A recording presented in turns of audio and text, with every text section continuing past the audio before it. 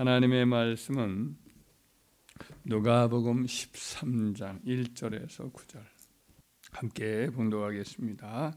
그때 마침 두어 사람이 와서 빌라도가 어떤 갈릴리 사람들의 피를 그들의 제물에 섞은 일로 예수께 아뢰니 대답하여 이르시되 너희는 이 갈릴리 사람들이 이같이 받음으로 다른 모든 갈릴리 사람보다 저 죄가 있는 줄 아느냐? 너희에게 이르노니 아니라 너희도 만일 회개하지 아니하면 다 이와 같이 망하리라.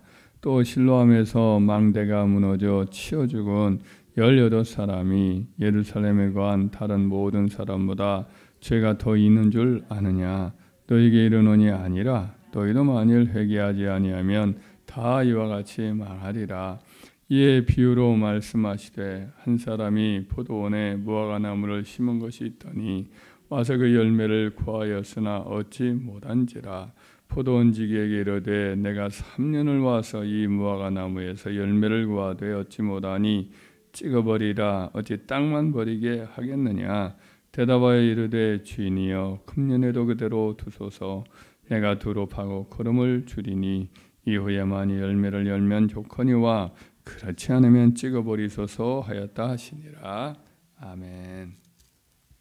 예수님이 이제 공중사에 가실 때인데 어떤 사람들이 예수님께 와서 이제 빌라도의 만행, 그의 잔인성을 이렇게 고발하는 그런 말을 합니다. 갈릴리 사람들이 이제 반란을 종종 일으켰습니다. 그런데 빌라도가 그 사람들을 붙잡아 가지고 자기들의 어떤 이방 제사죠. 그 사람들은 로마 사람들은 이방 제사를 드리곤 했는데 그 제물에다가 그 피를 이제 섞어서 제사를 드렸어요. 악한 거죠, 아주.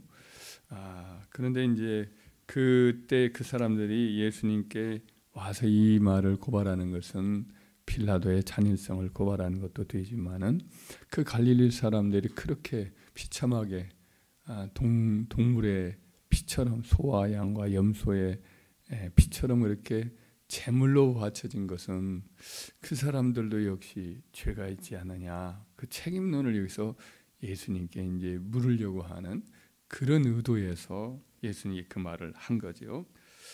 그런데 예수님의 대답은 날카롭게 누구를 향하냐면 그 사람들의 책임을 묻기보다는 그 질문을 가지고 온 사람들을 향해서 너희들도 이와 같이 회개치 않으면 다 이와 같이 망할 것이다.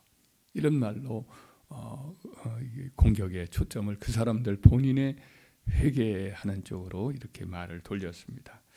또 그와 동시에 이제 예수님이 큰 사건, 그 당시에 휘자하던 큰 사건이 한 가지가 있었는데 예루살렘의 실로암에 망대가 있습니다. 밖을 향해서 이렇게 적들을 막아낼 수 있고 화살을 쏠 수 있고 망을 볼 수 있도록 높이 쌓아놓은 망대가 있는데 망대에 어떤 보수공사를 하려고 그랬었는지 그 망대가 무너져 버리고 말았습니다.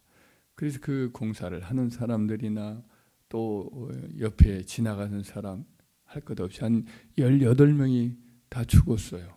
근데 이 일이 또 큰 사람들의 이제 관심사가 되고 입에 오르는 문제가 되었었는데 그 사건도 얘기를 하면 이런 여러 가지 재난에 있어서 갑자기 죽은 사람이 그 사람들이 죄가 있어서 예루살렘의 다른 사람보다 더 죄가 있어서 그렇게 죽은 것이 아니다.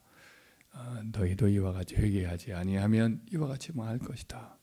이런저런 여러 이제 사건 사고라든지 이 자연재앙이라든지 전염병이라든지 혹은 이런 정치적인 격변의 일들도 다 마찬가지로 이런 일들로 인해서 재앙을 당하고 해를 당한 사람들이 죄가 있어서 더 그런 것이 아니라 다 그렇지 않은 사람도 마찬가지로 회개치 않으면 이런 일을 얼마든지 당할 수가 있다. 이런 이야기를 하신 거죠. 그러면서 이제 덧붙여 하셨던 말씀은 여기서 이제 열매 맺지 못하는 무화과 나무의 비유를 얘기를 합니다. 어떤 포도원에 무화과 나무를 한 주인이 심었는데 3년차 이렇게 와서 보는 거예요. 올해는 열었겠지. 그래서 열매를 구하려고 왔는데 없어서 돌아가고 또 그 다음에도 그렇고 또 그 다음에도 그렇고 보통 무화과 나무가 한 3년이나 뭐 몇 년 있다가는 열매를 거둘 수가 있대요. 그런데 그 열매를 거둬야 할 시기에 여전히 열매를 못 거둠으로 화가 난 이 포도원 주인이 포도원 지기에게 그 나무를 베어버려라. 어째 땅만 버리겠느냐. 땅만 저주하고 이렇게 열매를 맺지 못하니 없애라. 이런 말을 해요. 근데 이제 포도원에서 일하는 포도원지기가 주인님에게 금년도 그대로 두소. 내가 여러 모양으로 거름 땅도 파고 거름도 주고 돌봐 줄 테니까 1년만 그대로 두시고 그래도 열매를 맺지 않으면 그때 이제 베어버리십시오. 이렇게 얘기를 하는 거지요. 이 비유에서 포도원 주인은 이제 하나님을 상징하고 포도원지기는 우리 주님 혹은 뭐 주의 주의 종들을 또 상징할 수도 있지요. 그 무화과 나무는 이제 그 백성, 하나님의 백성이거나 또는 모든 사람을 다 여기서 포함할 수도 있습니다. 열매를 맺지 못하는 나무를 하나님 심판하고자 할 때 중보기도 하는 분이 바로 우리 주님이십니다. 또 이 땅에서 주님의 그 백성으로서 다른 사람들을 위해서 늘 기도하는 사람인 거지요. 자녀를 위한 부모, 또 우리의 지인들, 하나님 앞에 기도하는 중보기도하는 사람들을 말하지. 그래서 하나님의 심판에 열매 맺지 못한 심판할지라도 그 곁에서 계속해서 기도하는 사람, 하나님 앞에 매달리는 중보자가 있는 그것은 유예 기간을 이제 얻는 거죠. 하나님께 간절히 또 기도함으로 또 다시 하나님의 긍휼, 심판의 진노 대신에 긍휼을 얻게 되어서 또 유예 기간을 얻게 되곤 하는 거죠. 그러나 그런 유예 기간을 얻었음에도 불구하고 여전히 열매를 맺지 못하면 어떻게 되지요? 결국에는 그 나무를 베어버리듯이 결국 하나님의 심판이 열매 맺지 못함으로 오는 거지요. 이스라엘 백성들에게 하시는 말씀이기도 하거든요. 이 말씀이 그 당시 여러 가지 일들이 많이 있었습니다. 그런 일들이 정치적인 일이나 사회적인 일이나 여러 일들이 있었음에도 불구하고 사실은 그들은 회개치 않습니다. 여러 가지 탓을 합니다. 예를 들면 뭐 로마 정부의 탓을 하기도 하고 또 혹은 로마 정부에 기생하면서 권력을 이렇게 유지하려고 했던 헤롯 왕가라든지 혹은 대제사장 가문이라든지 혹은 종교적 권력을 가지고 여러 사람들을 이렇게 압박을 했던 바리새 사람들, 그 사람들은 어리석은 민중들을 탓했지요. 민중들이 땅의 사람이라고 그 사람들이 지칭을 합니다. 자기들은 하늘의 사람이라고 이야기를 하지요. 자기들은 율법을 아는 사람이고 백성들은 율법을 모르는 저주받은 사람이라고 표현을 합니다. 그러면서 결혼도 서로 이제 하지 않지요. 바리새인들은 바리새인 사람들끼리만 결혼하고 일반 민중들은 버러지 같은 존재라고 생각을 하면서 그렇게 이제 차별을 했지요. 상대도 잘 하지 않으면서. 이런저런 모습들로 인해서 뭐 일반 백성들도 마찬가지로 먹고 사는 일에 급급을 하고 그러면서 여러 사람들에게 이리저리 선동을 당해 바리새인들에게 영향을 받기도 하고 대제사장의 영향을 받기도 하고 혹은 헤롯 당파에게 영향을 받기도 하고 그러면서 그들은 이제 이리저리 선동에 끌려다니는 정함이 없는 사람들이었습니다. 하나님 앞에서 이 민족을 위해서 엎드려 기도하면서 진리를 찾고 정의를 행하는 사람이 매우 적었습니다. 그래서 이제 결국은 어떻게 하시느냐?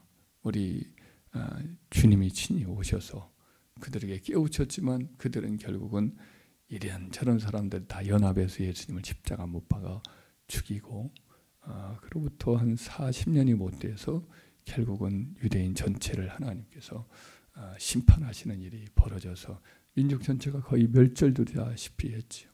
한 100년 후에 또 바코바라고 하는 사람이 자기가 또 그리스도라고 또 이렇게 선전하면서 또 한 번의 반란을 일으켰는데 바코바의 반란도 또 로마 제국에서 완전히 이제 진압이 되면서 유대인들은 아예 그 팔레스타인 지역에 거주 자체를 못하도록 금지를 해요.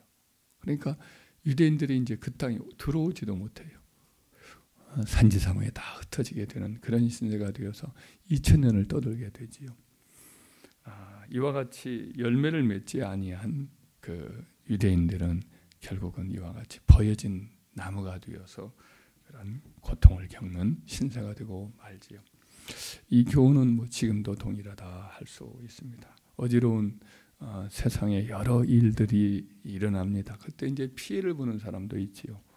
아주 부끄러운 일을 당하는 사람도 있고, 그런데 그런 일들을 바라보면서 그 사람들의 어떤 죄 때문에 이렇게 일어난 것이라고 하면서 탓을 하기만 하고 정작 자기 자신을 돌아보지 않는다면 이것은 이제 우리 주님이 말씀한 대로 너희도 이와 같이 망하리라.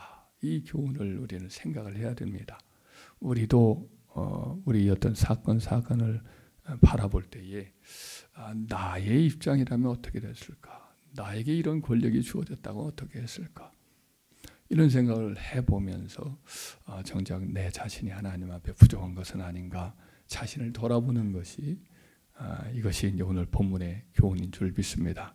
열매를 맺지 못한 그런 나무는 결국에는 유예기간이 있지만은 그 유예기간을 제대로 지켜서 하나님 앞에 회개의 열매를 맺고 내게 합당한 열매를 맺지 못한다고 한다면 우리도 역시 지킬 수가 있다. 그래서 지금의 위기인 이 나라 가운데 우리도 남에 있는 티를 탔기에 막 그렇게 남의 눈에 있는 티를 탔기에 급급하지 말고 우리 안에 있는 들보를 찾는, 그래서 회개하는 그런 은혜를 우리가 입어야 할 줄 믿습니다. 이 나라를 위해서 기도하고 이 나라의 모든 것들이 다 합력의 선을 이루는 계기가 되고 그래서 하나님 앞에 더욱더 축복을 받는 계기가 되는 그런 이민족이 되게 해달라. 이번 기회를 통해서 더 하나님 앞에 바로 되는 그런 민족으로 붙잡아 쓰임받는 그런 나라가 되게 해달라고 간절히 기도해서 이 기간 동안에 여러 가지 변수가 많이 있는 것 같아요. 저 개인적으로는 참 변수가 많을 수 있다 이런 생각을 하는데, 사람을 바라보면 어떻게 보면 인간 속에 있는 어둠이 많이 있으니까 또 여러 가지 잔꾀를 내기도 하고 자기 이기적인 성향으로 행동할 수밖에 없는 것이 인간의 본성인데 길이 안 보이는 것 같아요. 이렇게 보면 오랫동안의 침체에 늪에 빠질 수가 있는 터널의 끝이 잘 안 보이는 그런 상황이 보이는데 하나님으로는 할 수 있거든요. 하나님은 길을